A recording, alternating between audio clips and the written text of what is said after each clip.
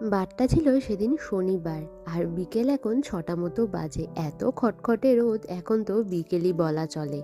তো চলে এসেছি আমরা এখন শর্মিলা দিদের বাড়িতে।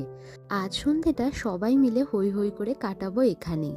তো প্রথমেই আমাদের দিয়ে দিয়েছে আম পানা। আম পানা তো এই গরমে খুব ভালো লাগে খেতে। তো তারপরে সবাইকে দিয়ে দিয়েছে গালৌটি কাবাব। দিদি এটা স্পেশালভাবে বানিয়েছে। এইটা তো আমি প্রথমবার এরকম হোমমেড খাচ্ছি।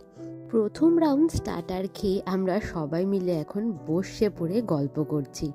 এরপরে কিন্তু আরও অনেক স্টার্টার বাকি আছে। ওই যে বললাম না, সেকেন্ড রাউন্ড স্টার্টারে চলে এসছে হচ্ছে দই বড়া।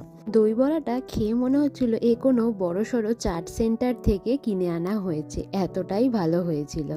সেকেন্ড রাউন্ড স্টার্টার খেতে না খেতেই থার্ড রাউন্ডের স্টার্টারও চলে এসছে। আর এটা বানিয়েছে হচ্ছে মুন্নু, মানে শর্মিলাদি আর স্নেহদার মেয়ে। বাড়ির সব থেকে ছোট সদস্য বানিয়েছে বলে কথা আমাদের জন্য, আর ভালো তো হতেই হবে। আমরা এত কিছু খেয়ে রীতিমতো একটু জিরিয়ে নিচ্ছিলাম যে রাতের খাবারটাও তো খেতে হবে এরপর। তো সবাই মিলে এখন একটু গল্প টল্প করে নিয়ে বেশ অনেকটা রাত হয়েছে, তাই জন্য খাবারও দিয়ে দিল। খাবারে ছিল পোলাও, চিংড়ি মাছ আর চাটনি, আর তারপরে ছিল পায়েস, আর এটা ছিল বেনারস স্পেশাল একটা মুগ শুদ্ধি। রাত এখন 1:20 বাজে, আর কিভাবে যে এতগুলো ঘন্টা কেটে গেল বুঝতেই পারলাম না। আজকের মতো ভিডিওটাও আমি শেষ করছি, আর এই ভিডিওটা আপনাদের কেমন লাগলো অবশ্যই কিন্তু কমেন্ট করে জানাবেন।